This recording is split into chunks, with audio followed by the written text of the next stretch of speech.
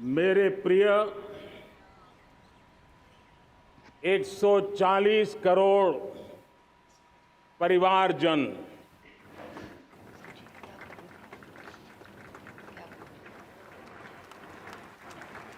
दुनिया का सबसे बड़ा लोकतंत्र और अब बहुत लोगों का अभिप्राय है कि जनसंख्या की दृष्टि से भी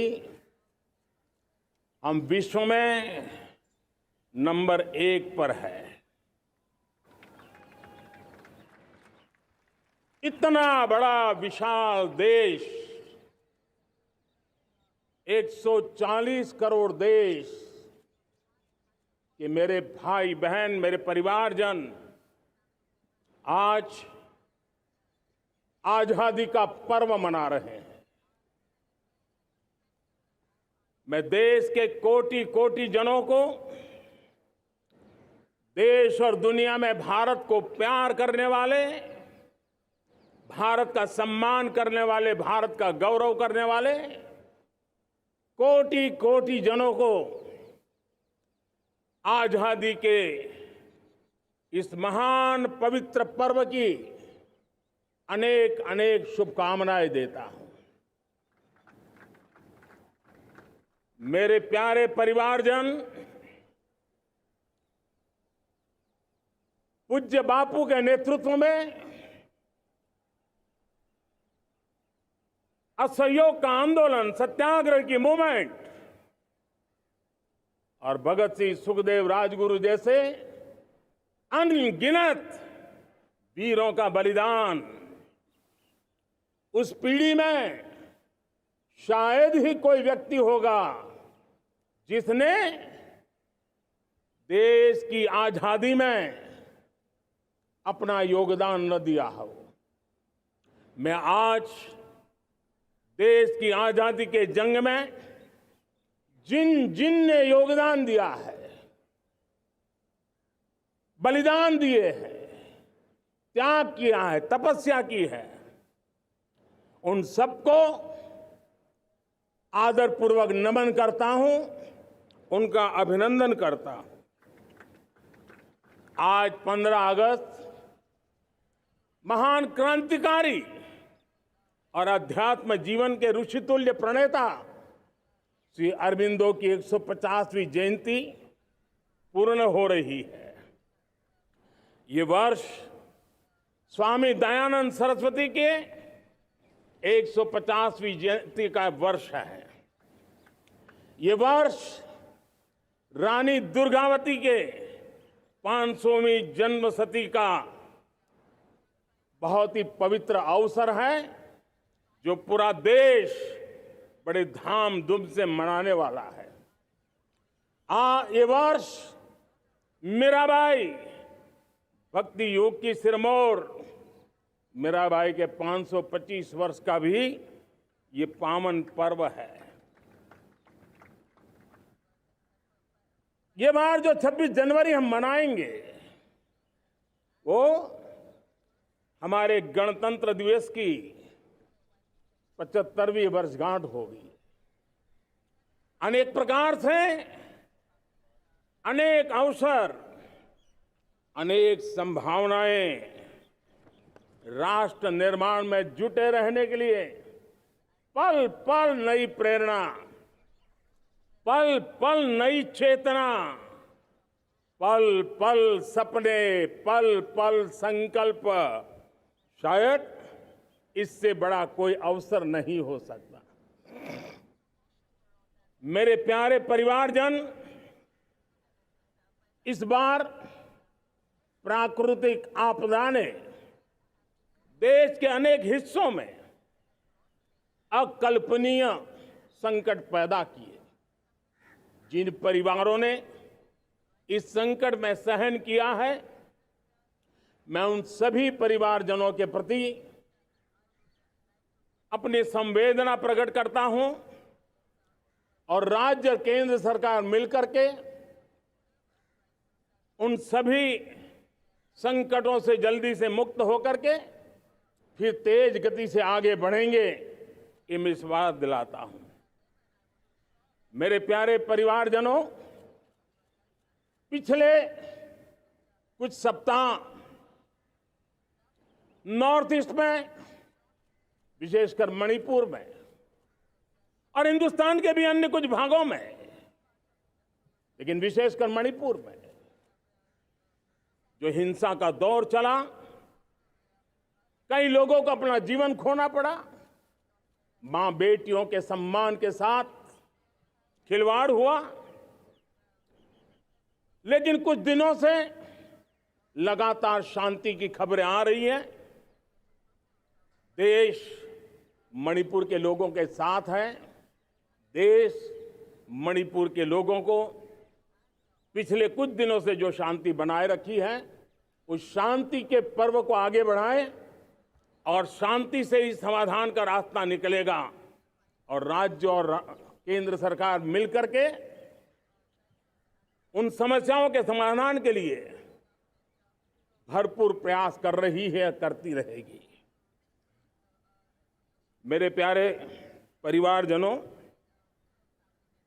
जब हम इतिहास की तरफ नजर करते हैं तो इतिहास में कुछ पल ऐसे आते हैं जो अपनी अमिट छाप छोड़ करके जाते हैं और उसका प्रभाव सदियों तक रहता है। और कभी कभी शुरुआत में वो बहुत छोटा लगता है, छोटी सी घटना लगती है, लेकिन वो अनेक समस्याओं की जड़ बन जाती है। हमें याद है 1000-1200 साल पहले इस देश पर आक्रमण हुआ। एक छोटे से राज्य के छोटे से राजा का पराजय हुआ, लेकिन तब पता तक नहीं था कि एक घटना भारत को 1000 साल की गुलामी में फंसा देगी। और हम गुलामी में जकड़ते गए, जो आया लूटता गया, जो जिसका मन चाहा हम पे आके सवार हो गया। कैसा विपरीत काल रहा होगा वो 1000 साल का। मेरे प्यारे परिवारजनों, घटना छोटी क्यों ना हो, लेकिन 1000 साल तक प्रभाव छोड़ के रही है। लेकिन मैं आज इस बात का जिक्र इसलिए करना चाहता हूं कि भारत के वीरों ने इस कालखंड में कोई भूभाग ऐसा नहीं था, कोई समय ऐसा नहीं था जब उन्होंने देश की आजादी के लौ को गलता न रखा हो, बलिदान की परंपरा न बनाई हो। मां भारती बेड़ियों से मुक्त होने के लिए उठ खड़ी हुई थी, जंजीरों को झकझोर रही थी। और देश की नारी शक्ति, देश की युवा शक्ति, देश के किसान, देश के गांव के लोग, मजदूर, कोई हिंदुस्तानी ऐसा नहीं था जो आजादी के सपने को लेकर के जीता ना हो। आजादी को पाने के लिए मर मिटने के लिए तैयार होने वालों की एक बड़ी फौज तैयार हो गई थी। जेलों में जवानी खपाने वाले अनेक महापुरुष हमारे देश की आजादी को, इन गुलामी की बेड़ियों को तोड़ने के लिए लगे हुए थे। मेरे प्यारे परिवारजनों, जनचेतना का वो व्यापक रूप, त्याग और तपस्या का वो व्यापक रूप, जन जन के अंदर एक नए विश्वास जगाने वाला वो पल आखिरकार 1947 में देश आजाद हुआ। 1000 साल की गुलामी में संजोए हुए सपने देशवासी पूरे करते हुए देखे। साथियों, मैं 1000 साल पहले की बात इसलिए कह रहा हूं, मैं देख रहा हूं फिर एक बार देश के सामने एक मौका आया है। इस ऐसे कालखंड में हम जी रहे हैं, ऐसे कालखंड में हमने प्रवेश किया है और यह हमारा सौभाग्य है कि भारत के ऐसे अमृत काल में, यह अमृत काल का पहला वर्ष है, या तो हम जवानी में जी रहे हैं या हम मां भारती की गोद में जन्म ले चुके हैं। और ये कालखंड, मेरे शब्द लिख करके रखिए मेरे प्यारे परिवारजनों, इस कालखंड में जो हम करेंगे, जो कदम उठाएंगे, जितना त्याग करेंगे, तपस्या करेंगे, सर्वजन हिताय सर्वजन सुखाय, एक के बाद एक फैसले लेंगे, आने वाले 1000 साल का देश का स्वर्णिम इतिहास उससे अंकुरित होने वाला है। इस कालखंड में होने वाली घटनाएं आगामी 1000 साल के लिए इसका प्रभाव पैदा करने वाली है। गुलामी की मानसिकता से बाहर निकला हुआ देश पंच प्राण को समर्पित होकर के एक नए आत्मविश्वास के साथ आज आगे बढ़ रहा है। नए संकल्पों को सिद्ध करने के लिए वो जी जान से जुड़ रहा है। मेरी भारत माता, जो कभी ऊर्जा का सामर्थ्य था लेकिन राख के ढेर में दबी पड़ी थी, वो भारत मां 140 करोड़ देशवासियों के पुरुषार्थ है, उनकी चेतना से, उनकी ऊर्जा से फिर एक बार जागृत हो चुकी है। मां भारती जागृत हो चुकी है। और मैं साफ देख रहा हूं दोस्तों, यही कालखंड है, पिछले 9-10 साल हमने अनुभव किया है। विश्व भर में भारत की चेतना के प्रति, भारत के सामर्थ्य प्रति एक नया आकर्षण, नया विश्वास, नई आशा पैदा हुई है। और ये प्रकाश पुंज जो भारत से उठा है, वो विश्व को उसमें अपने लिए ज्योति नजर आ रही है। विश्व को एक नया विश्वास पैदा हो रहा है। हमारा सौभाग्य है, कुछ ऐसी चीजें हमारे पास हैं जो हमारे पूर्वजों ने हमें विरासत में दी है और वर्तमान कालखंड ने गढ़ी है। आज हमारे पास डेमोग्राफी है, आज हमारे पास डेमोक्रेसी है, आज हमारे पास डाइवर्सिटी है। डेमोग्राफी, डेमोक्रेसी और डाइवर्सिटी की ये त्रिवेणी भारत के हर सपने को साकार करने का सामर्थ्य रखती है। आज पूरे विश्व में वहां देशों की उम्र ढल रही है, ढलाव पर है, तब भारत यौवन की तरफ ऊर्जावान होकर के बढ़ रहा है। कितने बड़े गौरव का कालखंड है कि आज 30 साल की कम आयु की जनसंख्या दुनिया में सर्वाधिक कहीं है तो ये मेरे भारत मां की गोद में है, ये मेरे देश में है। और 30 साल से कम उम्र की नौजवान हो मेरे देश के पास हो, कोटि कोटि भुजाएं हो, कोटि कोटि मस्तिष्क हो, कोटि कोटि सपने, कोटि कोटि संकल्प हो, तो भाइयों बहनों, मेरे प्रिय परिवारजनों, हम इच्छित परिणाम प्राप्त करके रह सकते हैं। मेरे प्यारे परिवारजनों, देश का भाग्य ऐसी घटनाएं बदल देती है। यह सामर्थ्य देश के भाग्य को बदल देता है।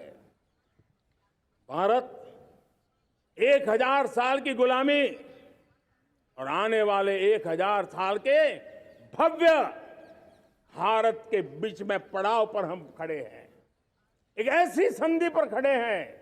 और इसलिए अब हमें न रुकना है, न दुविधा में जीना है। मेरे प्यारे परिवारजनों, हमें खोई हुई उस विरासत का गर्व करते हुए, खोई हुई समृद्धि को प्राप्त करते हुए, हमें फिर एक बार,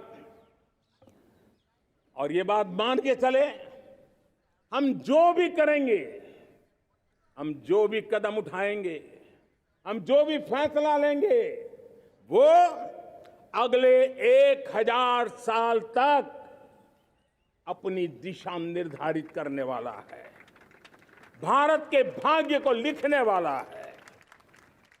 मैं आज मेरे देश के नौजवानों को, मेरे देश की बेटे बेटियों को ये जरूर कहना चाहूंगा, जो सौभाग्य आज मेरे युवाओं को मिला है, ऐसा सौभाग्य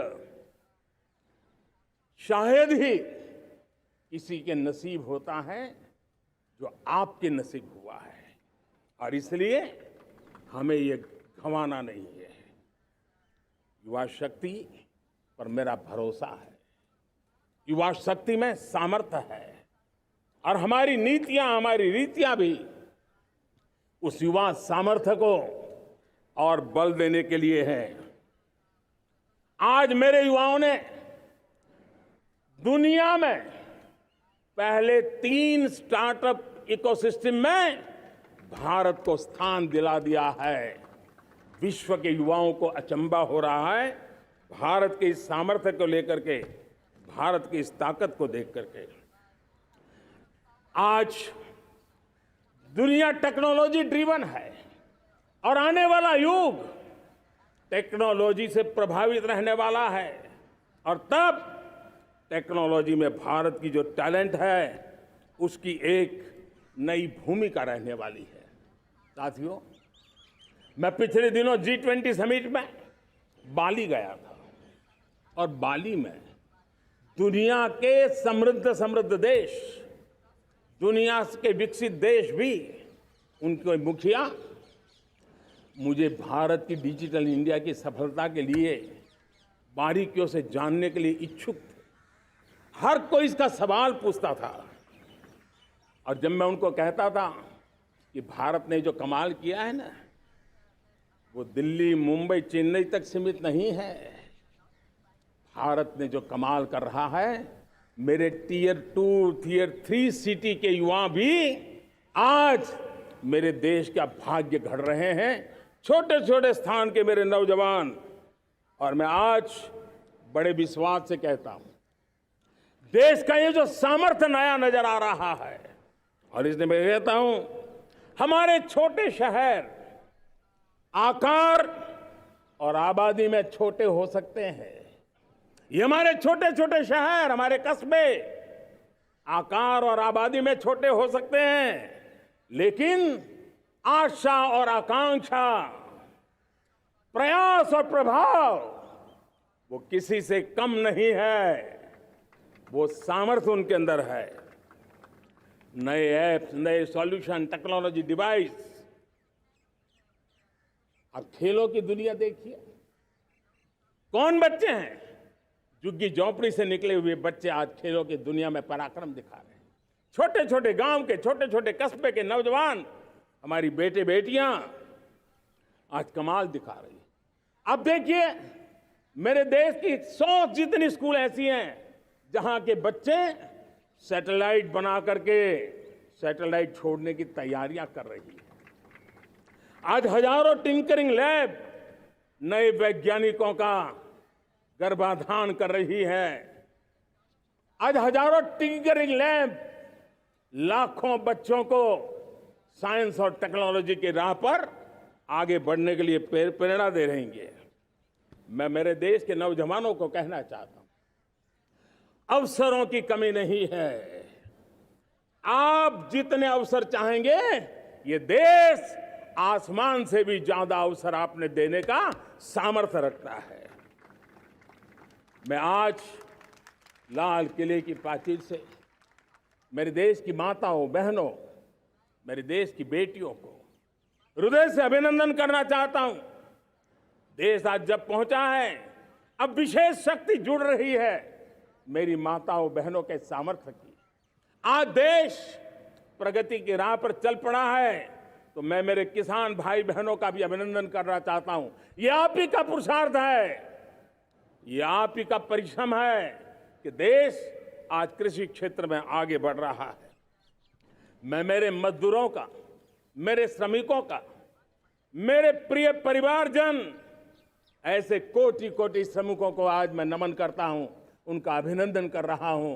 देश आज जो आधुनिकता की ओर बढ़ रहा है, विश्व की तुलना करने वाले सामर्थ्य के साथ नजर आ रहा है, उसके पीछे मेरे देश के मजदूरों का, मेरे देश के श्रमिकों का बहुत बड़ा योगदान है। आज समय कहता है कि लाल किले की प्राचीर से मैं उनका अभिनंदन करूं, उनका अभिवादन करूं, और ये मेरे परिवारजन 140 करोड़ देशवासी, मेरे इन श्रमिकों का, रेहड़ी पटरी वालों का, फूल सब्जी बेचने वालों का हम सम्मान करते हैं। मेरे देश को आगे बढ़ाने में, मेरे देश को प्रगति की नई ऊंचाई पर ले जाने में प्रोफेशनल्स की बहुत बड़ी भूमिका है, बढ़ती रही है। चाहे साइंटिस्ट हो, चाहे इंजीनियर्स हो, डॉक्टर्स हो, नर्सिस हो, शिक्षक हो, आचार्य हो, यूनिवर्सिटीज हो, गुरुकुल हो, हर कोई मां भारती का भविष्य उज्जवल बनाने के लिए अपनी पूरी ताकत से लगा हुआ है। मेरे प्यारे परिवारजनों, राष्ट्रीय चेतना वो एक ऐसा शब्द है जो हमें चिंताओं से मुक्त कर रहा है, और आज वो राष्ट्रीय चेतना ये सिद्ध कर रही है कि भारत का सबसे बड़ा सामर्थ्य बना है भरोसा, भारत का सबसे बड़ा सामर्थ्य बना है विश्वास। जन जन में हमारा विश्वास, जन जन का सरकार पर विश्वास, जन जन का देश के उज्जवल भविष्य पर विश्वास, और विश्व का भी भारत के प्रति विश्वास। ये विश्वास हमारी नीतियों का है, हमारी रीति का है। भारत के उज्जवल भविष्य को जिस निर्धारित मजबूत कदमों से हम आगे बढ़ा रहे हैं, उसका है। भाइयों बहनों, मेरे प्यारे परिवारजनों, ये बात निश्चित है कि भारत का सामर्थ्य और भारत की संभावनाएं विश्वास की नई बुलंदियों को पार करने वाली है, और ये विश्वास की नई बुलंदियां नए सामर्थ्यों को लेकर के चलनी चाह रही है। आज देश में G20 समिट के मेहमान नवाजी का भारत को अवसर मिला है। अब पिछले एक साल से हिंदुस्तान के हर कोने में जिस प्रकार से G20 के अनेक ऐसे आयोजन हुए, अनेक कार्यक्रम हुए हैं, उसने देश के सामान्य मानवी के सामर्थ्य को विश्व को परिचित करा दिया है, भारत की विविधता का परिचय कराया है, भारत की डायवर्सिटी को दुनिया अचंभे से देख रही है, और उसके कारण भारत के तरफ आकर्षण बढ़ा है, भारत को जानने की, समझने की इच्छा जगी है। उसी प्रकार से आप देखिए एक्सपोर्ट, आज भारत का एक्सपोर्ट के तेजी से बढ़ रहा है, और मैं कहना चाहता हूं दुनिया के एक्सपर्ट्स इन सारे मानदंडों के आधार पर कह रहे हैं कि अब भारत रुकने वाला नहीं है। दुनिया की कोई भी रेटिंग एजेंसी होगी वो भारत का गौरव कर रही है। कोरोना काल के बाद दुनिया एक नए सिरे से सोचने लगी, और मैं विश्वास से देख रहा हूं कि जिस प्रकार से द्वितीय महायुद्ध के बाद, द्वितीय विश्व युद्ध के बाद दुनिया ने एक नया वर्ल्ड ऑर्डर आकार लिया था, मैं साफ साफ देख रहा हूं कि कोरोना के बाद एक नया विश्व ऑर्डर, एक नया ग्लोबल ऑर्डर, एक नया जियोपॉलिटिकल इक्वेशन ये बहुत तेजी से आगे बढ़ रहा है। जियोपॉलिटिकल इक्वेशन की सारे व्याख्याएं बदल रही है, परिभाषाएं बदल रही है, और मेरे प्यारे परिवारजनों, आप गौरव करेंगे। बदलते हुए विश्व को शेप देने में आज मेरे 140 करोड़ देशवासियों आपका सामर्थ्य नजर आ रहा है। आप निर्णायक मोड़ पर खड़े हैं। और कोरोना काल में भारत ने जिस प्रकार से देश को आगे बढ़ाया, दुनिया ने हमारे सामर्थ्य को देखा है। जब दुनिया की सप्लाई चेन तहस नहस हो गई थी, बड़ी बड़ी अर्थव्यवस्थाओं पर दबाव था, उस समय भी हमने कहा था हमें विश्व का विकास देखना है तो मानव केंद्रीय होना चाहिए, मानवीय संवेदनाओं से भरा हुआ होना चाहिए, और तब जाकर के समस्याओं का सही समाधान निकालेंगे। और कोविड ने हमें सिखाया है या हमें मजबूर किया है, लेकिन मानवीय संवेदनाओं को छोड़ करके हम विश्व का कल्याण नहीं कर सकते। आज भारत ग्लोबल साउथ की आवाज बन रहा है। भारत की समृद्ध विरासत आज दुनिया के लिए एक अवसर बन रहा है। Global economy, global supply chain, इसमें भारत की हिस्सेदारी, मैं पक्का विश्वास से कहता हूं, आज जो भारत में परिस्थिति पैदा हुई है, आज जो भारत ने कमाया है, वो दुनिया में स्थिरता की गारंटी लेकर के आया है। दोस्तों, अब न हमारे मन में, न 140 करोड़ मेरे परिवारजनों के मन में, और न ही दुनिया के मन में कोई इफ्स है, कोई बट्स है। विश्वास बन चुका है। मेरे प्यारे देशवासियों, अब गेंद हमारे पाले में है। हमें अवसर जाने नहीं देना चाहिए, हमें मौका छोड़ना नहीं चाहिए।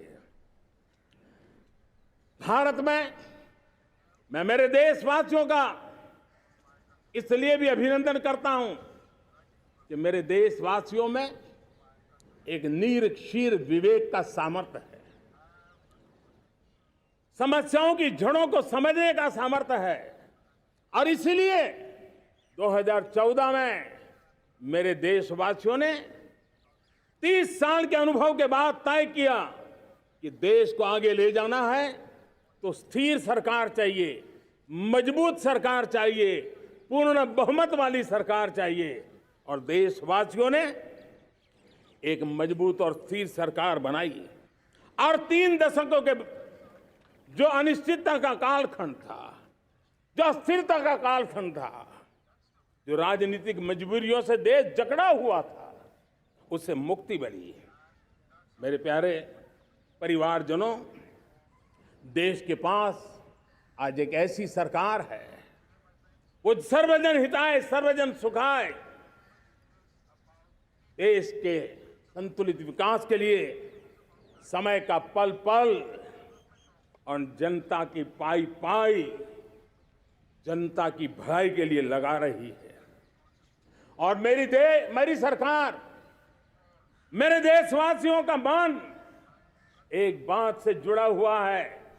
हमारे हर निर्णय, हमारे हर दिशा, उसका एक ही मानदंड है, नेशन फर्स्ट, राष्ट्र प्रथम। और राष्ट्र प्रथम यही दूरगामी परिणाम, सकारात्मक परिणाम पैदा करने वाला है। देश में बड़े स्तर पर काम हो रहा है। और लेकिन मैं कहना चाहूंगा, 2014 में आपने एक मजबूत सरकार बनाई, और मैं कहता हूं 2014 में और 2019 में आपने एक सरकार फॉर्म की, तो मोदी में रिफॉर्म करने की हिम्मत आई। आपने ऐसी सरकार फॉर्म की कि मोदी को रिफॉर्म की हिम्मत आई। और जब मोदी ने एक के बाद एक रिफॉर्म किए, तो मेरे ब्यूरोक्रेसी के लोग, मेरे लाखों हाथ पैर जो हिंदुस्तान के कोने कोने में सरकार के हिस्से के रूप में काम कर रहे हैं, उन्होंने ब्यूरोक्रेसी ने ट्रांसफॉर्म करने के लिए, परफॉर्म करने की जिम्मेवारी बखूबी निभाई। और उन्होंने परफॉर्म करके दिखाया, और जनता जनार्दन जुड़ गई, तो वो ट्रांसफॉर्म होता भी नजर आ रहा है। और इसलिए रिफॉर्म, परफॉर्म, ट्रांसफॉर्म, ये कालखंड अब भारत के भविष्य को गढ़ रहा है। और हमारी सोच, देश की उस ताकतों को बढ़ावा देने पर है जो आने वाले 1000 साल की नींव को मजबूत करने वाले हैं। दुनिया को युवा शक्ति की जरूरत है, युवा स्किल की जरूरत है। हमने अलग स्किल मिनिस्ट्री बनाई, वो भारत की आवश्यकताओं को तो पूरी करेगी, वो दुनिया की आवश्यकताओं को पूरी करने का भी सामर्थ्य रखेगी। हमने जल शक्ति मंत्रालय बनाया। मंत्रालय की बनाने की रचना को भी अगर कोई एनालिसिस करेगा ना, तो इस सरकार के मन मस्तिष्क को बड़े अच्छे ढंग से आप समझ पाएंगे। हमने जल शक्ति मंत्रालय बनाया। ये जल शक्ति मंत्रालय हमारे देश के एक एक देशवासियों को पीने का शुद्ध पानी पहुंचे, पर्यावरण की रक्षा के लिए पानी के प्रति संवेदनशील व्यवस्थाएं विकसित हो, उस पर हम बल रहे हैं। हमारे देश में कोरोना के बाद दुनिया देख रही है होलिस्टिक हेल्थ केयर, ये समय की मांग है। हमने अलग आयुष मंत्रालय बनाया और योग और आयुष आज दुनिया में अपना परचम लहरा रहे हैं। हमने दुनिया को हमारे कमिटमेंट के कारण विश्व का हमारे प्रति ध्यान गया है। अगर हम ही हमारे इस सामर्थ्य को नकार देंगे तो फिर दुनिया कैसे स्वीकार करेगी। लेकिन जब मंत्रालय बना तो दुनिया को भी उसका मूल्य समझ में आया। मत्स्य पालन, हमारा इतना बड़ा समुद्री तट, हमारे कोटि कोटि मछुआरे भाई बहन, उनका कल्याण भी हमारे दिलों में है। और इसलिए हमने अलग से मत्स्य पालन को लेकर के, पशुपालन को लेकर के, डेयरी को लेकर के अलग मंत्रालय की रचना की, ताकि समाज के जिस वर्ग के लोग पीछे रह गए उनको हम साथ लें। देश में सरकारी अर्थव्यवस्था के हिस्से होते हैं, लेकिन समाज की अर्थव्यवस्था का एक बड़ा हिस्सा है कोऑपरेटिव मूवमेंट। उसको बल देने के लिए, उसको आधुनिकता लाने के लिए और देश के कोने कोने में लोकतंत्र की एक सबसे बड़ी इकाई को मजबूत करने के लिए हमने अलग कोऑपरेटिव मंत्रालय बनाया।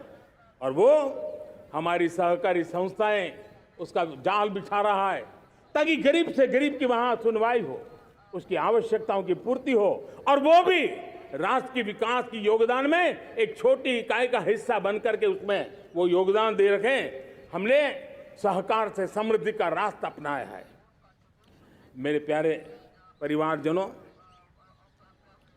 जब हम लोग 14 में आए थे तो हम वैश्विक अर्थव्यवस्था में 10वें नंबर पर थे, और आज 140 करोड़ देशवासियों का पुरुषार्थ रंग लाया है कि हम विश्व की अर्थव्यवस्था में 5वें नंबर पर पहुंच चुके हैं। और ये ऐसे ही नहीं हुआ है।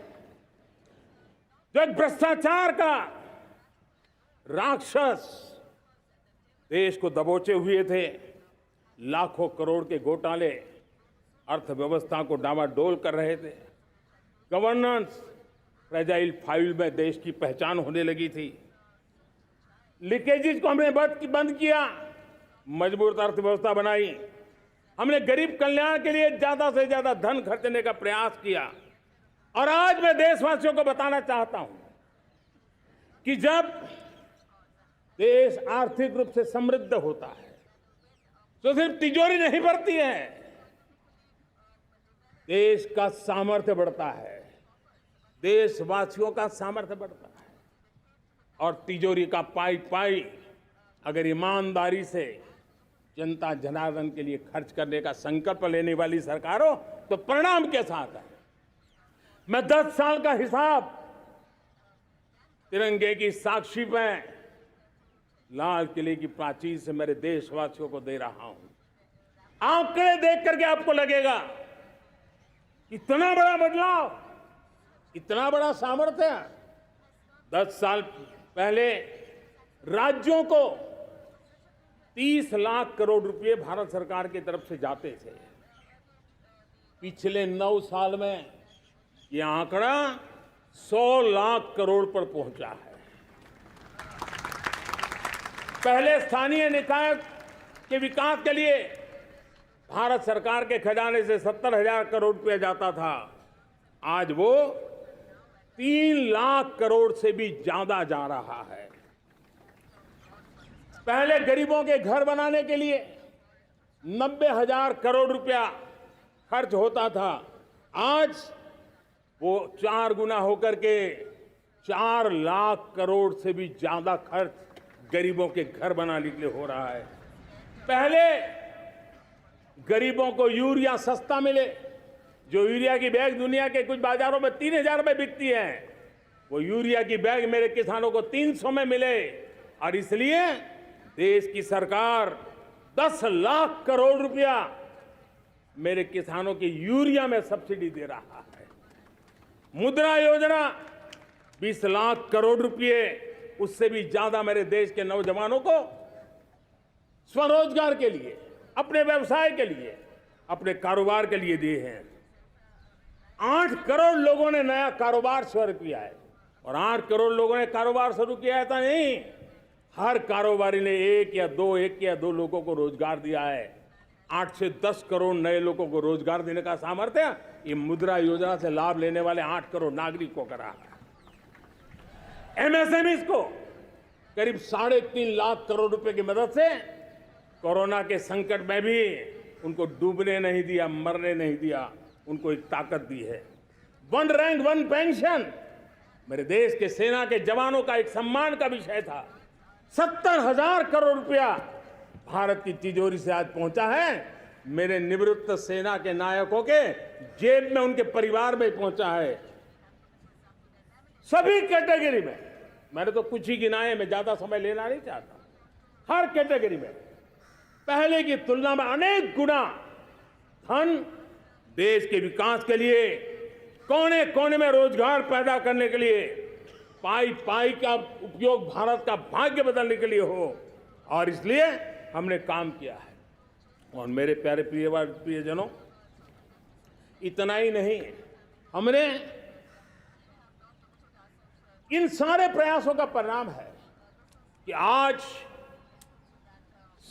5 साल के मेरे एक कार्यकाल में, 5 साल के कार्यकाल में, 5 साल में 13.5 करोड़ मेरे गरीब भाई बहन गरीबी की जंजीरों को तोड़ करके नियो मिडिल क्लास के रूप में बाहर आए हैं।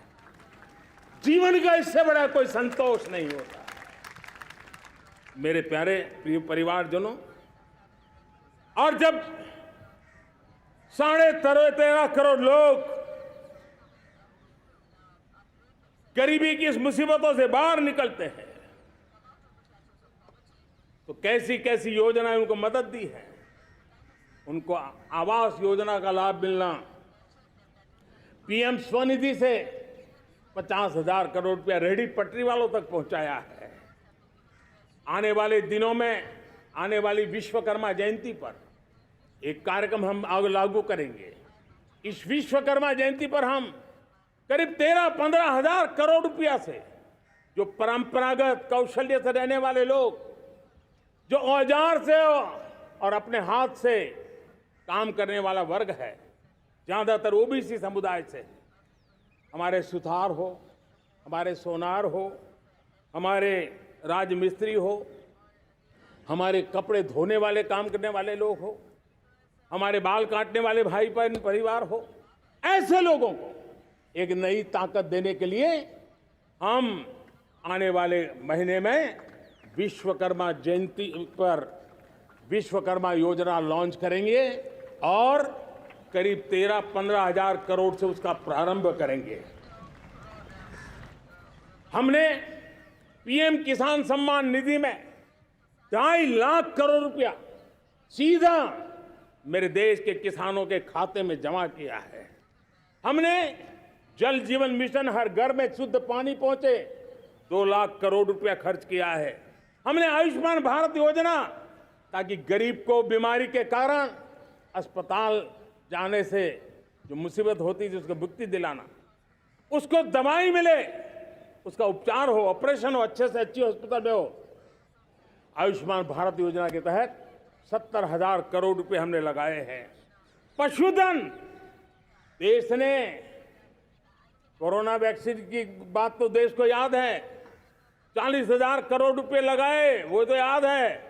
लेकिन आपको जानकर के खुशी होगी, हमने पशुधन को बचाने के लिए करीब करीब 15,000 करोड़ रुपया पशुधन के टीकाकरण के लिए लगाया है।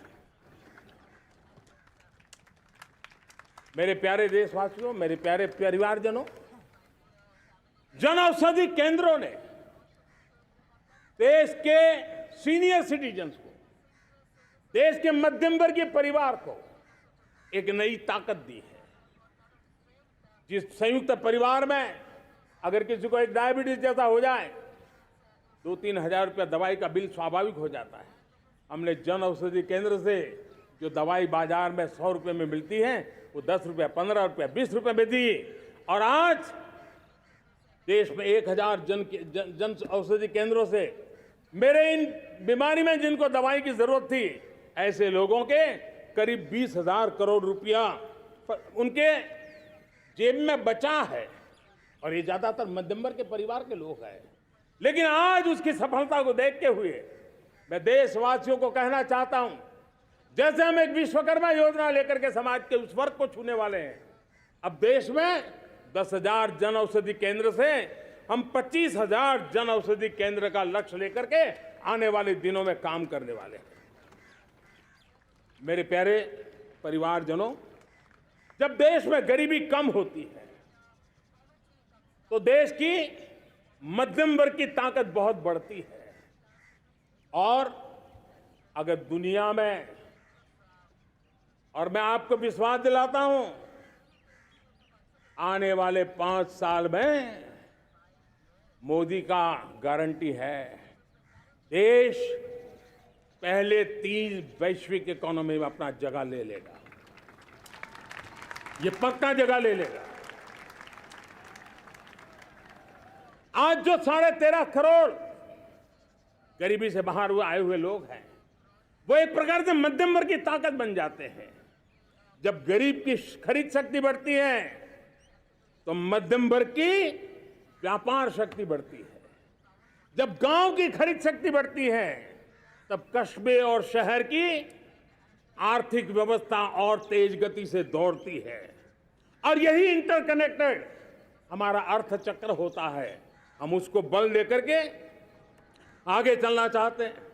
मेरे प्यारे परिवारजनों, शहर के अंदर जो कमजोर लोग रहते हैं, बिना घर को मुसीबत रहती है, मध्यम वर्ग के परिवार अपना खुद का घर का सपना देख रहे हैं, हम उसके लिए भी आने वाले कुछ सालों के लिए एक योजना लेकर के आ रहे हैं।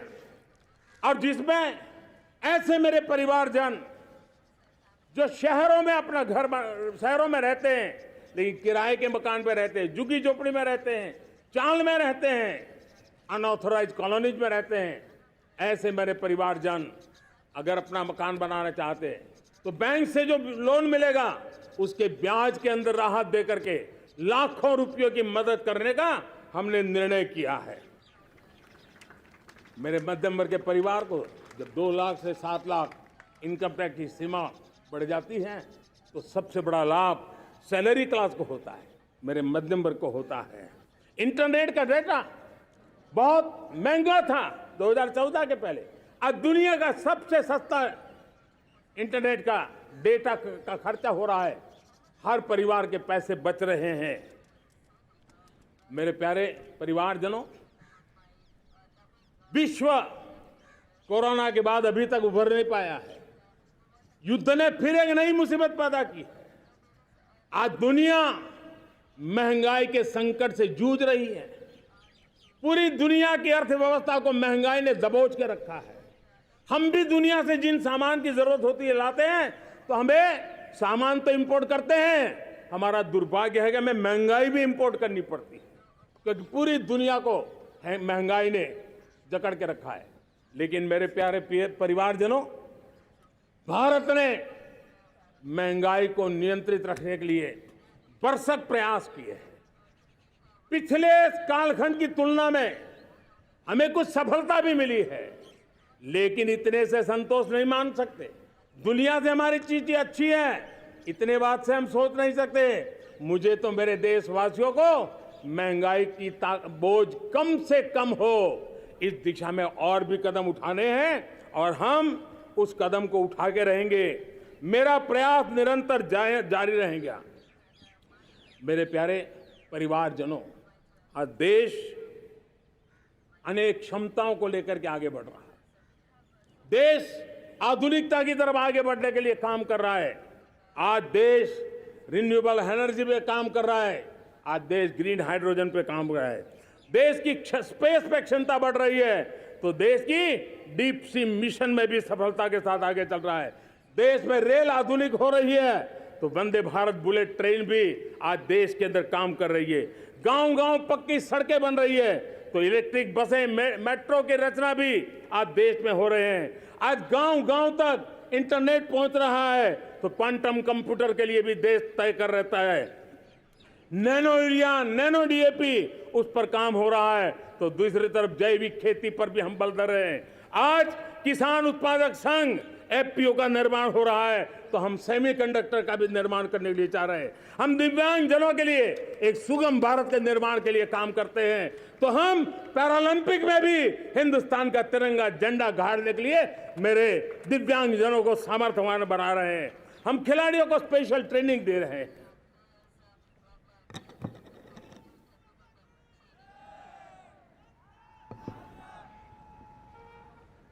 आज भारत पुरानी सोच, पुराने ढर्रे को छोड़ करके लक्ष्यों को तय करके लक्ष्यों को प्राप्त करने की जरूरत से चल रहा है। और जब मैं कहता हूं ना कि जिसका शिलान्यास हमारी सरकार करती है, उसका उद्घाटन भी हमारे कालखंड में करते हैं। इन दिनों जो मैं शिलान्यास कर रहा हूं ना, आप लिख के रखिए, उसके उद्घाटन भी आप सबने मेरे नसीब में ही छोड़े हुए हैं। हमारी कार्य संस्कृति बड़ा सोचना, दूर का सोचना, सर्वजन हिताय सर्वजन सुखाय सोचना, यह हमारी कार्यशैली रही है। और सोच से भी ज्यादा, संकल्प से भी ज्यादा हासिल कैसे करना, इस ऊर्जा के साथ हम काम करते हैं। हमने आजादी के काल अमृत महोत्सव में 75,000 अमृत सरोवर बनाने का संकल्प किया था। उस समय हमने हर जिले में 75 अमृत सरोवर बनाना संकल्प किया था। करीब 50-55 हजार अमृत सरोवर की कल्पना की थी, लेकिन आज करीब 75,000 अमृत सरोवर का काम निर्माण हो रहा है। ये अपने आप में बहुत बड़ा काम हो रहा है। जनशक्ति और जल शक्ति की ताकत भारत के पर्यावरण की रक्षा में भी काम आने वाली है। 18,000 गांवों तक बिजली पहुंचाना, जनधन बैंक खाते खोलना, बेटियों के लिए शौचालय बनाना, सारे टारगेट समय के पहले पूरी शक्ति से पूरे करेगा। और जब भारत ठान लेता है तो उसे पूरा करके रहता है। ये हमारा ट्रैक रिकॉर्ड कहता है। 200 करोड़ वैक्सीनेशन का काम, दुनिया हमें जब पूछती है 200 करोड़ सुनती है, उनकी आंखें फट जाती है। इतना बड़ा काम ये मेरे देश के आंगनवाड़ी वर्कर, हमारी आशा वर्कर, हमारी हेल्थ वर्कर, उन्होंने करके दिखाया। यह मेरे देश का सामर्थ्य है।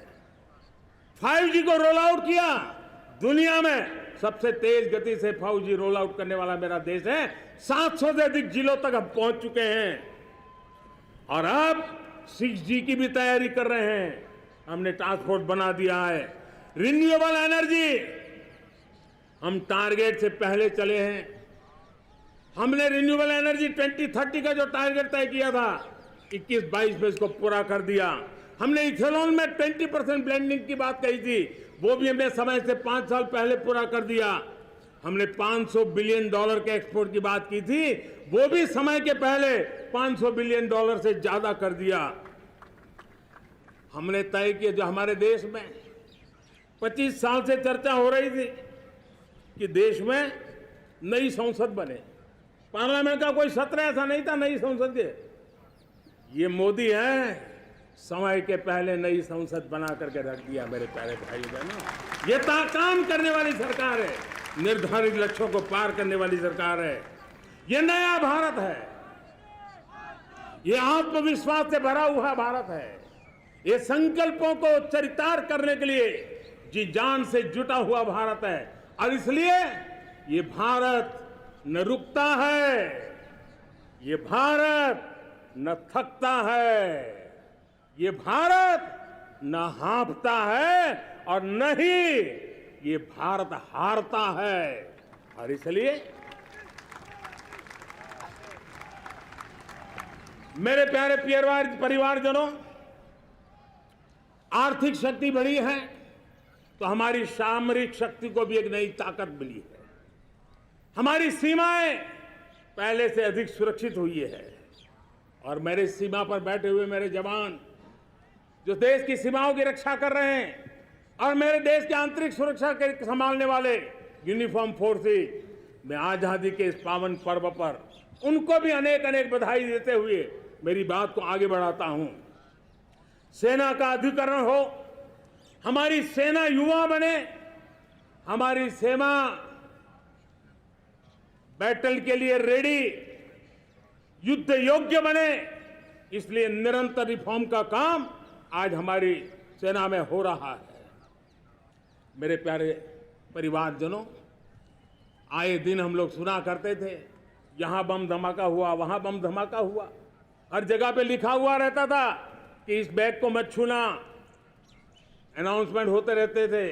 आज देश सुरक्षा की अनुभूति कर रहा है और जब सुरक्षा होती है, शांति होती है, तो प्रगति के नए अरमान हम पूरे कर सकते हैं। उसको लिए सीरियल बम धमाके का जमाना बीती हुई बात हो गई है।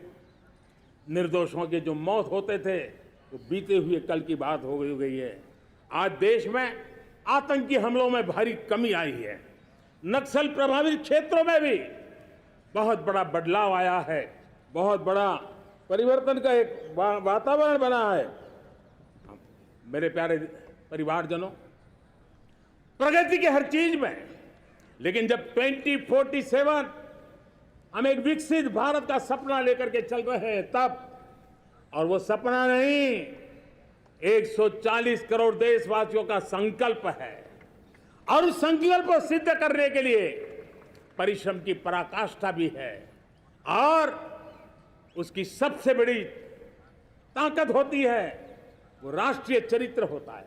दुनिया में जिन जिन देशों ने प्रगति की है, दुनिया में जो जो देश संकटों से वो पार करके निकले हैं, उसमें हर चीज के साथ साथ एक महत्वपूर्ण कैटलिक एजेंट रहा है, वो राष्ट्रीय चरित्र रहा है।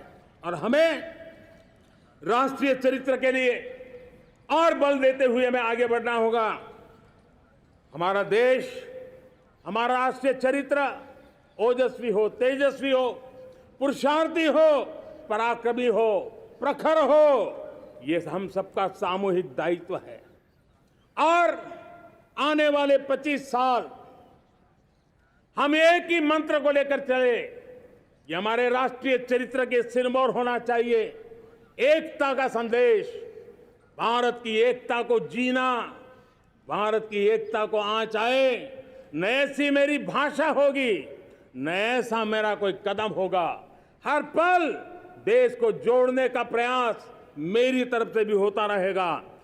भारत की एकता हमें सामर्थ्य देती है। उत्तर हो, दक्षिण हो, पूर्व हो, पश्चिम हो, गांव हो, शहर हो, पुरुष हो, नारी हो, हम सब ने एकता के भाव के साथ और विविधता भरे देश में एकता का सामर्थ्य होता है। और दूसरी महत्व की बात मैं देख रहा हूं, अगर 2047 में हमें हमारे देश को विकसित भारत के रूप में देखना है तो हमें श्रेष्ठ भारत के मंत्र को जीना होगा, हमें चरितार्थ करना होगा।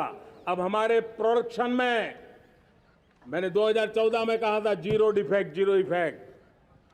दुनिया के किसी भी टेबल पर मेक इन इंडिया चीज हो तो दुनिया को विश्वास होना चाहिए, इससे बेहतर दुनिया में कुछ नहीं हो सकता है। ये अल्टीमेट होगा। हमारी हर चीज, हमारी सर्विसेज होगी तो श्रेष्ठ होगी, हमारे शब्द की ताकत होगी तो श्रेष्ठ होगी, हमारी संस्थाएं होगी तो श्रेष्ठ होगी, हमारी निर्णय प्रक्रियाएं होगी तो श्रेष्ठ होगी। ये श्रेष्ठता का भाव लेकर के हमें चलना होगा। तीसरी बात है, देश में आगे बढ़ाने के लिए एक अतिरिक्त शक्ति का सामर्थ्य भारत को आगे ले जाने वाला है, और वो है विमेन लेड डेवलपमेंट। आज भारत गर्व से कह सकता है कि दुनिया में नागरिक उड्डयन में अगर किसी एक देश में सबसे ज्यादा विमेन पायलट है तो मेरे देश में है। आज चंद्रयान की गति हो, मून मिशन की बात हो, मेरी विमेन साइंटिस्ट उसका नेतृत्व कर रहे हैं। आज विमेन सेल्फ हेल्प ग्रुप हो, मेरी 2 करोड़ लखपति दीदी का लक्ष्य लेकर के आज विमेन सेल्फ हेल्प ग्रुप पे हम काम कर रहे हैं।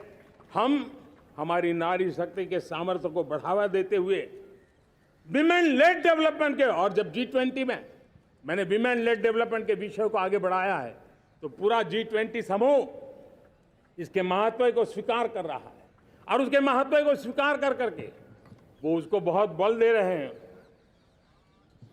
उसी प्रकार से भारत विविधताओं से भरा देश है। असंतुलित विकास के हम शिकार रहे हैं। मेरा पराया का के कारण हमारे देश के कुछ हिस्से उसके शिकार रहे हैं।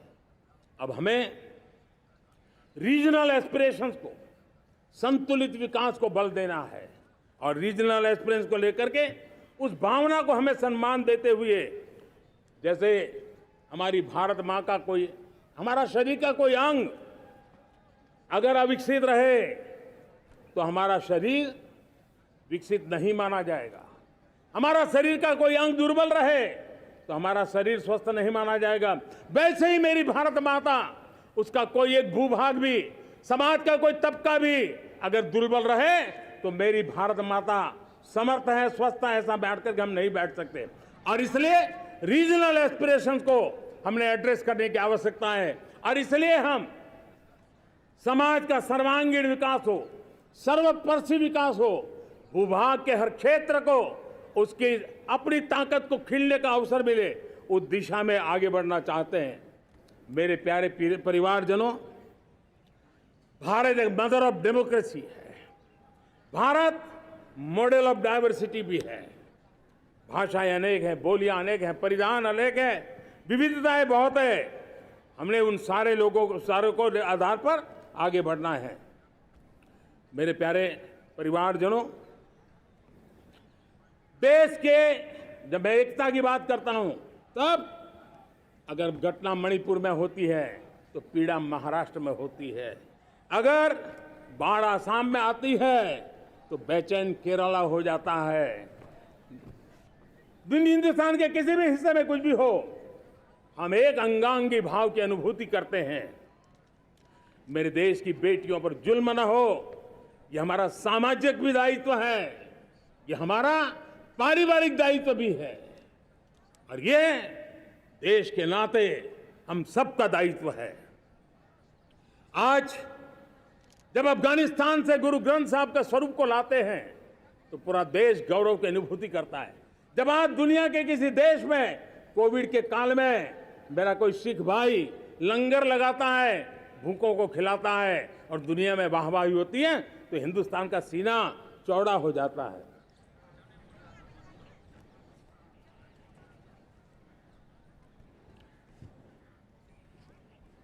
मेरे प्यारे परिवारजनों, हमारे लिए जब नारी सम्मान की बात करते हैं, मुझे अभी एक देश में दौरा कर रहा था, तो वहां एक बहुत ही सीनियर मिनिस्टर, उसने मुझे एक सवाल पूछा।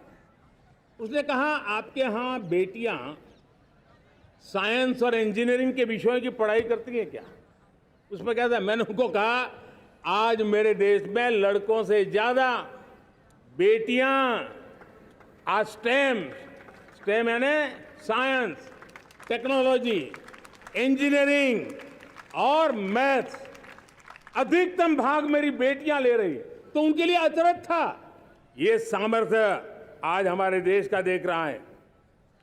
मेरे प्यारे परिवारजनों, आज 10 करोड़ महिलाएं विमेन सेल्फ हेल्प में जुड़ी हुई है, और विमेन सेल्फ हेल्प ग्रुप के साथ आप गांव में जाएंगे तो आपको बैंक वाली दीदी मिलेगी, आपको आंगनवाड़ी वाली दीदी मिलेगी, आपको दवाई देने वाली दीदी मिलेगी। और अब मेरा सपना है 2 करोड़ लखपति दीदी बनाने का, गांव में 2 करोड़ लखपति दीदी। और इसके लिए एक नया अभिगम भेजा, साइंस और टेक्नोलॉजी। हमारे गांव की महिलाओं का भी सामर्थ्य देखता हूं मैं, और इसलिए हम एक नई योजना सोच रहे हैं कि हमारे एग्रीकल्चर सेक्टर में टेक्नोलॉजी आए, एग्रीटेक को बल मिले। इसलिए विमेन सेल्फ हेल्प ग्रुप की बहनों को हम ट्रेनिंग देंगे, ड्रोन चलाने की, ड्रोन रिपेयरिंग की हम ट्रेनिंग देंगे, और हजारों ऐसे विमेन सेल्फ हेल्प ग्रुप को भारत सरकार ड्रोन देगी, ट्रेनिंग देगी, और हमारे एग्रीकल्चर के काम में ड्रोन की सेवाएं उपलब्ध हो। इसके लिए हम शुरुआत करेंगे। प्रारंभ हम 15,000 विमेन सेल्फ हेल्प ग्रुप के द्वारा ये ड्रोन की उड़ान का हम आरंभ कर रहे हैं। मुझे विश्वास है कि इसके कारण हमारे परिवारजनों का, मेरे प्यारे परिवारजनों, आज देश आधुनिकता की तरफ बढ़ रहा है। हाईवे हो, रेलवे हो, एयरवे हो, हाईवेज हो, इंफॉर्मेशन वेज, वाटरवेज हो, कोई क्षेत्र ऐसा नहीं है जिस क्षेत्र को आगे बढ़ाने की दिशा में आज देश काम न करता हो। पिछले 9 वर्ष में तटीय क्षेत्रों में हमने, आदिवासी क्षेत्र में, हमारे पहाड़ी क्षेत्र में विकास को बहुत बढ़ दिया है। हमने पर्वतमाला, भारतमाला ऐसी योजनाओं के द्वारा समाज के उस वर्ग को हमने बल दिया है। हमने गैस की पाइपलाइन से हमारे पूर्वी भारत को जोड़ने का काम किया है। हमने अस्पतालों की संख्या बढ़ाई है, हमने डॉक्टर की सीटें बढ़ाई है ताकि हमारे बच्चे डॉक्टर बनने का सपना पूरा कर सके। हमने मातृभाषा में पढ़ाने पर बल दिया है, अब मातृभाषा में वो पढ़ाई कर सके उस दिशा में। और मैं भारत के सुप्रीम कोर्ट का भी धन्यवाद करता हूं कि भारत की सुप्रीम कोर्ट ने कहा है कि आप जो जजमेंट देंगे उसका जो ऑपरेटिव पार्ट होगा वो जो अदालत में आया है उसकी भाषा में उसको उपलब्ध होगा। मातृभाषा का महात्मा आज बढ़ रहा है। मेरे प्यारे भाई परिवारजनों, आज तक हमारे देश के जो बॉर्डर विलेज हैं, हमने वाइब्रेंट बॉर्डर विलेज का एक कार्यक्रम शुरू किया है। और वाइब्रेंट बॉर्डर विलेज, अब तक इसके लिए कहा जाता था देश के आखिरी गांव। हमने उस पूरी सोच को बदला है। वो देश का आखिरी गांव नहीं है, सीमा पर जो नजर आ रहा है वो मेरे देश का पहला गांव है। अगर सूरज उगता है पूरब में तो उस तरफ के गांव में पहली सूरज की किरण आती है। अगर सूरज ढलता है तो इस तरफ के गांव में आखिरी किरण उसका लाभ मिलता है। ये मेरे पहले गांव है और मुझे खुशी है कि आज मेरे इस कार्यक्रम के विशेष मेहमान, ये जो पहले गांव है, सीमावर्ती गांव है, उसके 600 प्रधान आज इस लाल किले की प्राचीर के इस महत्वपूर्ण कार्यक्रम का हिस्सा बनने के लिए आए। पहली बार वो इतनी दूर तक आए हैं, नए संकल्प और सामर्थ्य के साथ जुड़ने के लिए आया है।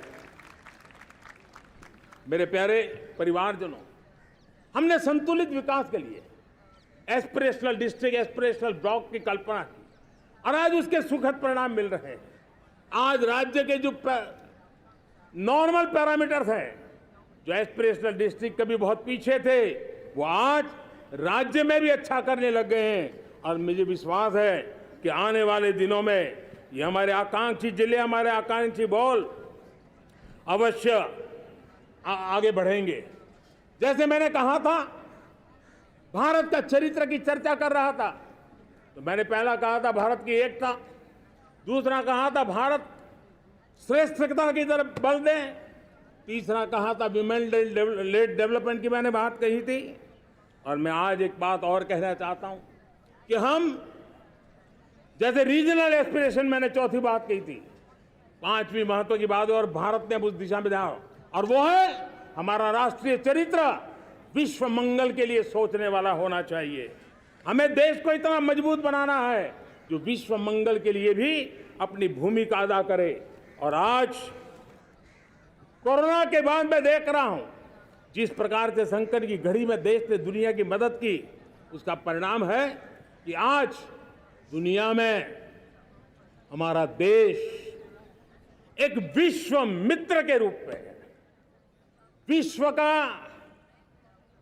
अटूट साथी के रूप में आज मेरे देश की पहचान बनी है। हमें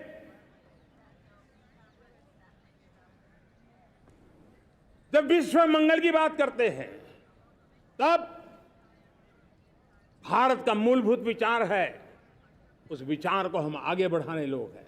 और मुझे खुशी है कि आज अमेरिकी संसद के भी कई चुने हुए गणमान्य प्रतिनिधि भी आज हमारे 15 अगस्त के इस अवसर में हमारे बीच में मौजूद है। भारत की सोच कैसी है, हम विश्व मंगल की बात को कैसे आगे बढ़ाते हैं। अब देखिए, हम जब सोचते हैं तो क्या कहते हैं, हमने दुनिया के सामने ये दर्शन रखा है और दुनिया उस दर्शन को लेकर के हमारे साथ जुड़ रही है। हमने कहा one sun, one world, one grid.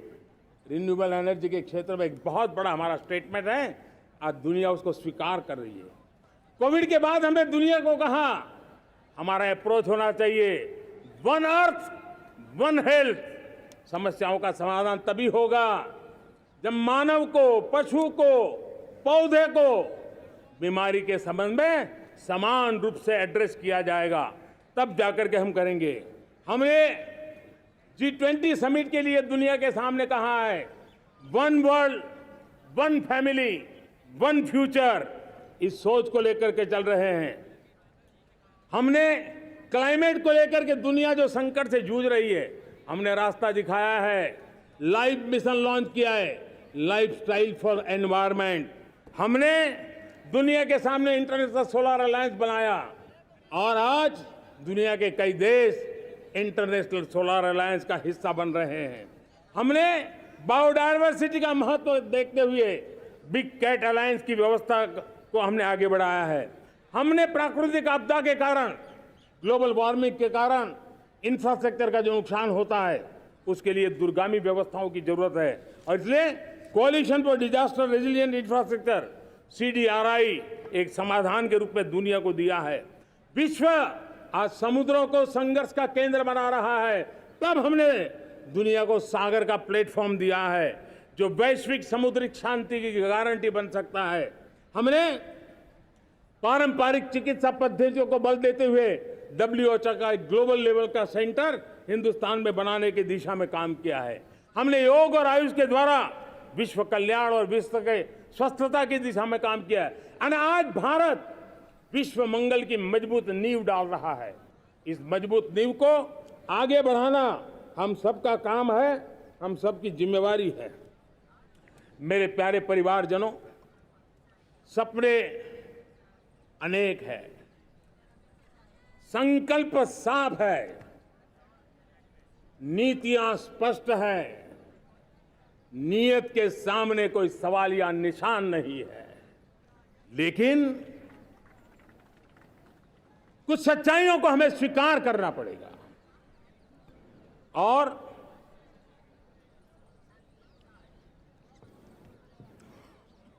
उसके समाधान के लिए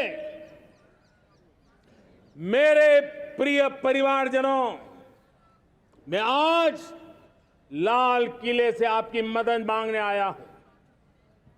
मैं लाल किले से आपके आशीर्वाद मांगने आया हूं, क्योंकि पिछले सालों मैंने देश को जो समझा है, देश की आवश्यकताओं को जो मैंने परखा है और अनुभव के आधार पर मैं कह रहा हूं कि आज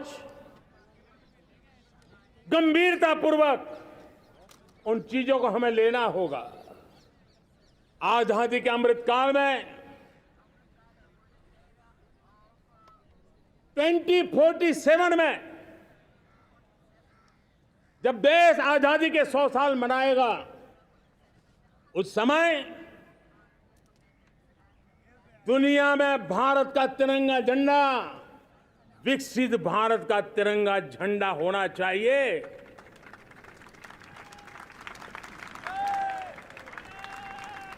रत्ती भर भी हमें रुकना नहीं है, पीछे नहीं हटना है। और इसके लिए शुचिता, पारदर्शिता और निष्पक्षता, ये पहली मजबूती की जरूरत है। हमें उस मजबूती को जितना ज्यादा खाद पानी दे सकते हैं, संस्थाओं के माध्यम से दे सकते हैं, नागरिक के नाते दे सकते हैं, परिवार के नाते दे सकते हैं, ये हमारा सामूहिक दायित्व होना चाहिए। और इसलिए पिछले 75 साल का इतिहास देखिए, भारत के सामर्थ्य में कोई कमी नहीं थी। अरे जो देश कभी सोना की चिड़िया कहा जाता था, वो देश क्यों न फिर से उस सामर्थ्य को लेकर के खड़ा हो सकता है। मेरा अटूट विश्वास है साथियों, मेरे प्रिय परिवारजनों, मेरा अखंड अटूट एक निष्ठ विश्वास है कि 2047 में जब देश आजादी के 100 साल मनाएगा, मेरा देश विकसित भारत बन के रहेगा। और ये मैं मेरे देश के सामर्थ्य के आधार पर कह रहा हूं, मेरे उपलब्ध संसाधनों के आधार पर कह रहा हूं, और सबसे ज्यादा 30 से कम आयु वाली मेरी युवा शक्ति के भरोसे कह रहा हूं, मेरी माताओं बहनों के सामर्थ्य के भरोसे कह रहा हूं। लेकिन उसके सामने अगर कोई रुकावट है, कुछ विकृतियां पिछले 75 साल में ऐसे घर कर गई है, हमारी समाज व्यवस्था का ऐसा हिस्सा बन गई है कि कभी कभी तो हम आंख भी बंद कर देते हैं। अब आंख बंद करने का समय नहीं है। अगर सपनों को सिद्ध करना है, संकल्प को पार करना है, तो हमें ये आंख मिचौली बंद करके, आंख में आंख मिला करके 3 बुराइयों से लड़ना बहुत समय की मांग है। हमारे देश की सारी समस्याओं की जड़ में भ्रष्टाचार ने दिमक की तरह देश की सारी व्यवस्थाओं को, देश के सामर्थ्य को पूरी तरह नोच लिया है। भ्रष्टाचार से मुक्ति, भ्रष्टाचार के खिलाफ जंग हर इकाई में, हर क्षेत्र में। और मैं देशवासियों, मेरे प्रिय परिवारजनों, ये मोदी के जीवन का कमिटमेंट है। ये मेरे व्यक्तित्व का एक कमिटमेंट है कि मैं भ्रष्टाचार के खिलाफ लड़ाई लड़ता रहूंगा। दूसरा, हमारे देश को नोच लिया है परिवारवाद ने। इस परिवारवाद ने देश को जिस प्रकार से जकड़ के रखा है, उसने देश के लोगों का हक छीना है। और तीसरी बुराई तुष्टीकरण की है। ये तुष्टीकरण में भी देश के मूलभूत चिंतन को, देश के सर्व समावेशक हमारे राष्ट्रीय चरित्र को दाग लगा दिए हैं, तहस नहस कर दिया है इन लोगों ने। और इसलिए मेरे प्यारे देशवासियों, इसलिए मेरे प्यारे परिवारजनों, हमें इन 3 बुराइयों के खिलाफ पूरे सामर्थ्य के साथ लड़ना है। भ्रष्टाचार, परिवारवाद, तुष्टीकरण, ये चुनौतियां हमारे, ये ऐसी चीजें पनपी है जो हमारे देश के लोगों का जो आकांक्षा है उसका दमन करती है। हमारे देश के कुछ लोगों के पास जो छोटा मोटा सामर्थ्य है उसका शोषण करती है। ये ऐसी चीजें हैं जो हमारे लोगों की आशा आकांक्षाओं को सवाल या निशान में गाड़ देती है। हमारे गरीब हो, हमारे दलित हो, हमारे पिछड़े हो, हमारे पसमानदा हो, हमारे आदिवासी भाई बहन हो, हमारी माताएं बहनें हो, हमने सबने उनके हकों के लिए इन 3 बुराइयों से मुक्ति पानी है। हमें भ्रष्टाचार के खिलाफ एक नफरत का माहौल बनाना है। जैसे गंदगी हमें नफरत पैदा करती है ना, मन में गंदगी पसंद नहीं है, ये सार्वजनिक जीवन की इससे बड़ी कोई गंदगी नहीं हो सकती। और इसलिए हमारे स्वच्छता अभियान को एक नया मोड़ ये भी देना है कि हमें भ्रष्टाचार से मुक्ति पानी है। सरकार टेक्नोलॉजी से भ्रष्टाचार की मुक्ति के लिए बहुत प्रयास कर रही है। आपको जानकर के हैरानी होगी, इस देश में पिछले 9 साल में एक काम मैंने ऐसे किया, आंकड़ा सुनोगे तो लोग कहेंगे मोदी ऐसा करता है। जैसे 10 करोड़ लोग करीब करीब जो गलत फायदा उठाते थे वो मैंने रोक दिया। तो आप में से कोई कहेगा आपने लोगों से अन्याय कर दिया। जी नहीं, ये 10 करोड़ कौन लोग थे? ये 10 करोड़ वो लोग थे जिनका जन्म ही नहीं हुआ था और उनके नाम पर उनके विडो हो जाते थे, वो वृद्ध हो जाते थे, वो दिव्यांग हो जाते थे, फायदे लिए जाते थे। 10 करोड़ ऐसे बेनामी जो चीजें चलती थी उसको रोकने का पवित्र काम, भ्रष्टाचारियों की संपत्ति जो हमने जब्त की है ना, वो पहले की तुलना में 20 गुना ज्यादा की है। मेरे प्यारे परिवारजनों, ये आपकी कमाई का पैसा लोग लेकर के भागे थे, 20 गुना ज्यादा संपत्ति को जब्त करने का। और इसलिए लोगों की मेरे प्रति नाराजगी होना बहुत स्वाभाविक है, लेकिन मुझे भ्रष्टाचार के खिलाफ की लड़ाई को आगे बढ़ाना है। हमारे सरकारी व्यवस्था ने पहले कैमरा के सामने तो कुछ हो जाता था, लेकिन बाद में चीजें अटक जाती थी। हमने पहले की तुलना में कई गुना ज्यादा अदालत में चार्जशीट की है और अब जमानतें भी नहीं मिलती हैं। वैसी पक्की व्यवस्था को लेकर के हम आगे बढ़ रहे हैं, क्योंकि हम ईमानदारी से भ्रष्टाचार के खिलाफ लड़ रहे हैं। आज परिवारवाद और तुष्टीकरण, इसने देश का बहुत बड़ा दुर्भाग्य किया है। अब लोकतंत्र में ये कैसे हो सकता है कि पॉलिटिकल पार्टी, और मैं विशेष बल दे रहा हूं पॉलिटिकल पार्टी, आज मेरे देश के लोकतंत्र में एक ऐसी विकृति आई है जो कभी भारत के लोकतंत्र को मजबूती नहीं दे सकती। और वो क्या है बीमारी? परिवारवादी पार्टियां। और उनका तो मंत्र क्या है? Party of the family, by the family and for the family.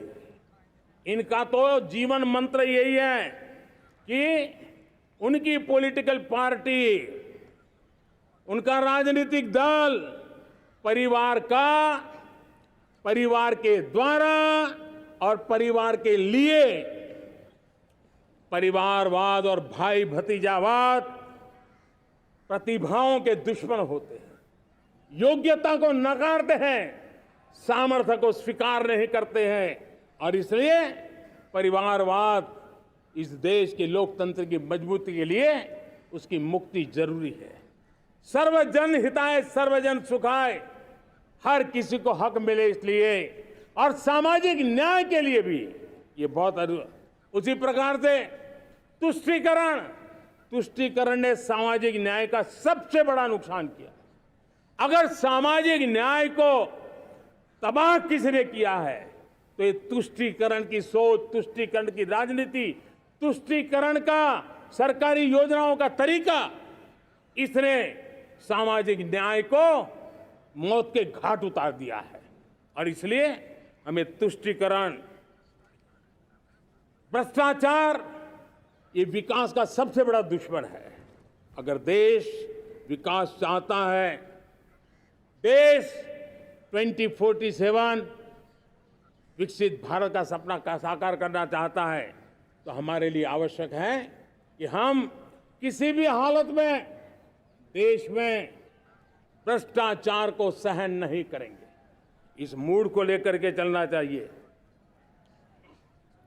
मेरे प्यारे परिवारजनों, हम सबका एक बहुत बड़ा महत्वपूर्ण दायित्व है। आपने जिस प्रकार से जिंदगी जी है, हमारे आने वाली पीढ़ी को ऐसी जिंदगी जीने के लिए मजबूर करना, यह हमारा गुनाह है। यह हमारा दायित्व है कि हमारे आने वाली पीढ़ी को हम ऐसा समृद्ध देश दें, ऐसा संतुलित देश दें, ऐसा सामाजिक न्याय की धरोहर वाला देश दें, ताकि छोटी छोटी चीजों को पाने के लिए उन्हें कभी भी संघर्ष न करना पड़े। हम सभी का कर्तव्य, हर नागरिक का कर्तव्य है, और ये अमृत काल कर्तव्य काल है। हम कर्तव्य से पीछे नहीं हो सकते। हमें वो भारत बनाना है जो पूज्य बापू के सपनों का था। हमें वो भारत बनाना है जो हमारे स्वतंत्र सेनानियों का सपना था। हमें वो भारत बनाना है जो हमारे वीर शहीदों का था, हमारी वीरांगनाओं का था, जिन्होंने मातृभूमि के लिए अपना जीवन दे दिया था। मेरे प्यारे परिवारजनों, मैं जब 2014 में आपके पास आया था, तब 2014 में मैं परिवर्तन का वादा लेकर के आया था। 2014 में मैंने आपको वादा किया था, मैं परिवर्तन लाऊंगा, और 140 करोड़ मेरे परिवारजन, आपने मुझ पे भरोसा किया और मैंने विश्वास पूरा करने की कोशिश की। रिफॉर्म, परफॉर्म, ट्रांसफॉर्म, वो 5 साल जो वादा था वो विश्वास में बदल गया, क्योंकि मैंने परिवर्तन का वादा किया था। रिफॉर्म, परफॉर्म, ट्रांसफॉर्म के द्वारा मैंने इस वादे को विश्वास में बदल दिया।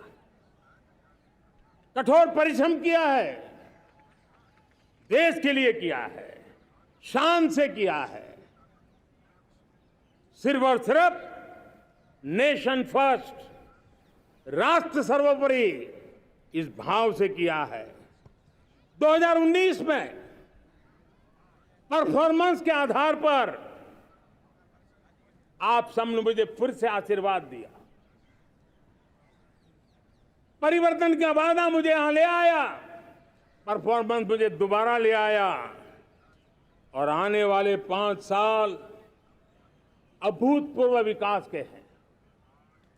2047 के सपने को साकार करने का सबसे बड़ा स्वर्णिम पल आने वाले 5 साल है। और अगली बार 15 अगस्त को इसी लाल किले से मैं आपको देश की उपलब्धियां, आपके सामर्थ्य, आपके संकल्प, उसमें हुई प्रगति, उसकी जो सफलता है, उसके गौरवगान, उससे भी अधिक आत्मविश्वास के सामने, आपके सामने मैं प्रस्तुत करूंगा। मेरे प्यारे प्रियजनों, मेरे परिवारजनों, मैं आप में से आता हूं, मैं आपके बीच से निकला हूं, मैं आपके लिए जीता हूं। अगर मुझे सपना भी आता है तो आपके लिए आता है।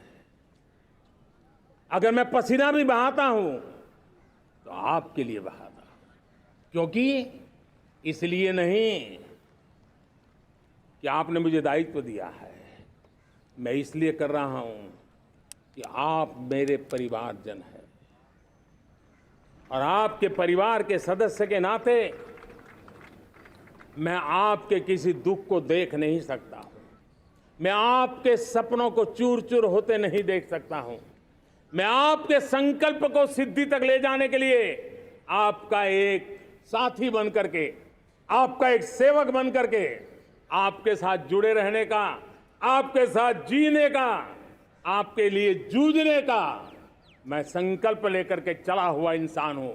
और मुझे विश्वास है, हमारे पूर्वजों ने आजादी के लिए जो जंग लड़ा था, जो सपने देखे थे, वो सपने हमारे साथ है।